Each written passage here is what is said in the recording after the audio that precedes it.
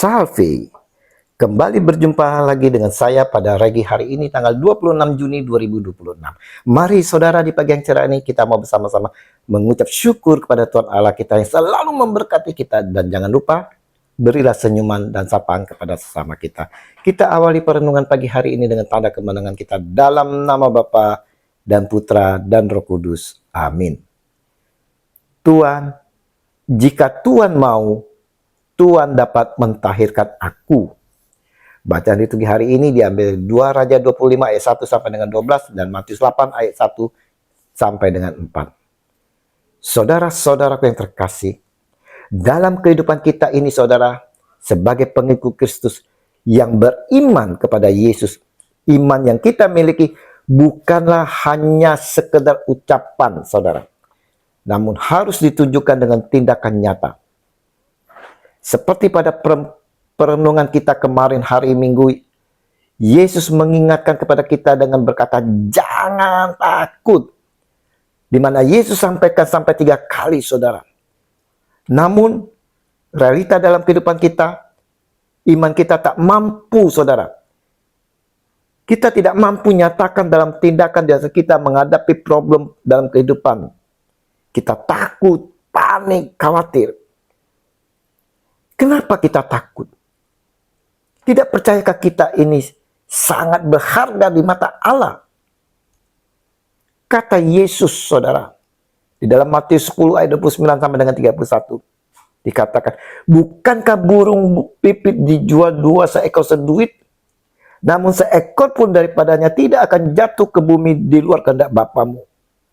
Dan kamu, rambut kepalamu pun terhitung semuanya. Sebab itu janganlah kamu takut, karena kamu lebih berharga daripada banyak burung pipit. Haleluya. Jadi, saudaraku yang terkasih, apa alasan kita takut saudara? Injil hari ini, setelah Yesus turun dari bukit, orang banyak berbondong mengikuti dia. Matius 8 ayat 1. Mengapa mereka berbondong-bondong datang mengikuti Yesus?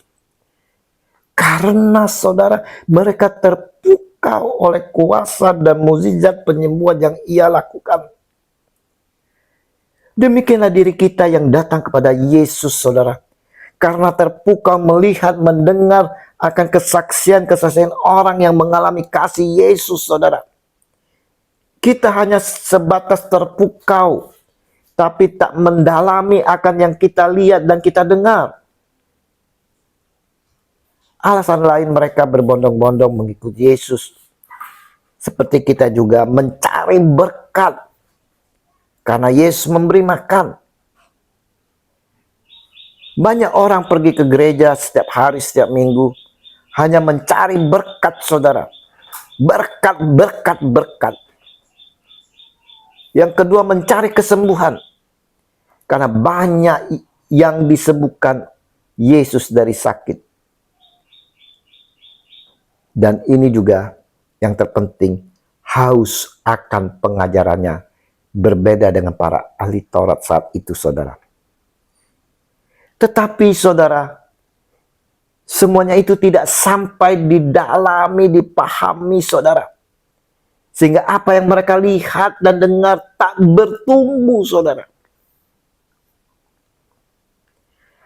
Lalu datanglah seorang yang sakit kusta kepadanya, lalu sujud menyembah dia dan berkata, Tuhan, jika Tuhan mau, Tuhan dapat mentahirkan aku.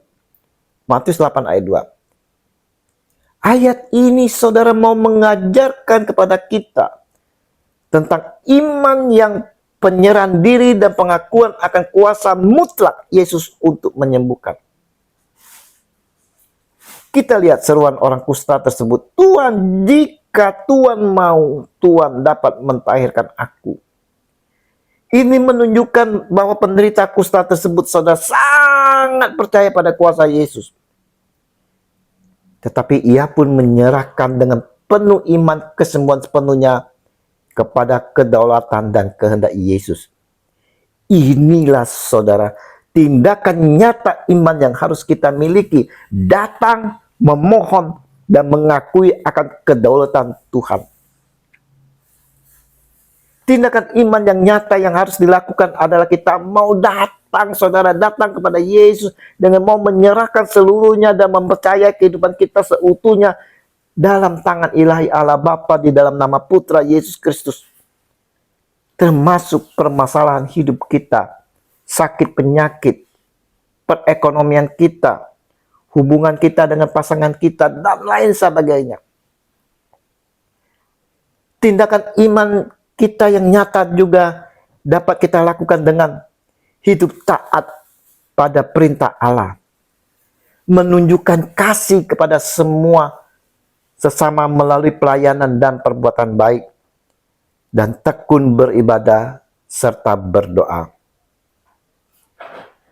Apa respon Yesus atas permohonan si kusta? Lalu Yesus mengulurkan tangannya, menjamah orang itu dan berkata, "Aku mau, jadilah engkau tahir." Seketika itu juga tahirlah orang itu daripada kustanya. Matius 8 ayat 3. Saudara-saudaraku yang terkasih, kita tahu penyakit kusta di zaman itu juga saat ini, saudara, membuat seseorang dikucilkan secara sosial dan keagamaan. Namun kita lihat, saudara, Yesus tidak menjauh, bahkan ia mendekat, mengulurkan tangan dan menjamah. Dua kata yang kita renungkan, saudara, aku mau. Ini menunjukkan kepastian dan otoritas kuasa Allah. Yesus tidak ragu untuk memulihkan. Sentuhannya tidak hanya menyembuhkan penyakit fisik, tetapi juga memulihkan harga diri dan martabat orang yang terbuang tersebut. Saudaraku yang terkasih, Regi hari ini mau mengingatkan kepada kita semua bahwa dalam setiap pergumulan, luka batin atau rasa dikucilkan yang mungkin sedang kita alami, ataupun saudara pergumulan kita dalam sakit penyakit yang tak kunjung sembuh, kita diingatkan bahwa yang pertama, Tuhan selalu hadir dekat dengan kita. Ia tidak pernah memandang kita dengan jijik karena penyakit kita, dosa-dosa kita, atau terlambat untuk menolong kita, saudara. Tidak. Dia dengan setia hadir dan mau menyentuh kita. Dan kedua, kuasanya memulihkan sepenuhnya. Ketika Tuhan berkata, aku mau, tidak ada yang mustahil, saudara, untuk dipulihkan baik tubuh, hati, maupun masa depan kita. Yang ketiga, kuasa penyerahan diri. Penderita kusta tersebut datang dengan kerendahan hati dan penyerahan penuh. Ia berkata, Tuhan, jika engkau mau, engkau dapat mentarikkan aku. Ia percaya, saudara, percaya sepenuhnya pada kedaulatan dan kuasa Yesus untuk menyembuhkan. Kasih dan penerimaan Yesus berbeda dengan hukum sosial yang menganggap penderita kusta sebagai sampah masyarakat yang harus dijauhi, saudara. Yesus justru menerimanya, dan sentuhan Yesus adalah simbol penerimaan yang memulihkan martabat dan batin orang tersebut sebelum fisiknya disembuhkan. Dan yang terakhir, ketaatan setelah pemulihan. Yesus meminta orang itu untuk tidak memberitahukan siapapun, melainkan pergi dan memperlihatkan diri kepada imam. Ini adalah pengajaran agar kita selalu hidup dalam ketaatan dan kesaksian yang benar setelah menerima anugerah atau pertolongan darinya. Ingat, saudara, dosa adalah penyakit kusta bagi jiwa yang menghalangi kita dari persekutuan dengan Tuhan. Yesus selalu bersedia menyembuhkan ketika kita mau datang kepadanya, saudara, baik secara fisik maupun spiritual. Kekuatan dan kuasa Tuhan sangat nyata dalam kelemahan kita demi kemuliaannya dan kebaikan kita.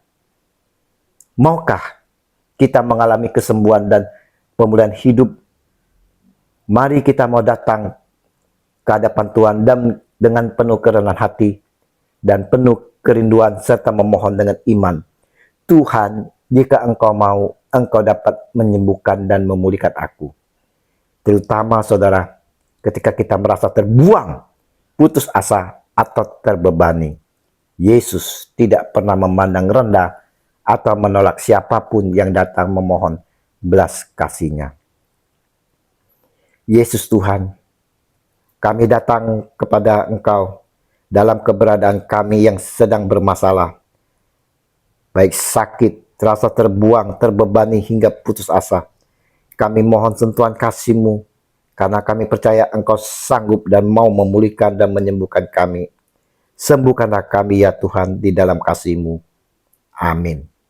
Dalam nama Bapa dan Putra dan Roh Kudus. Amin. Shalom Alehim.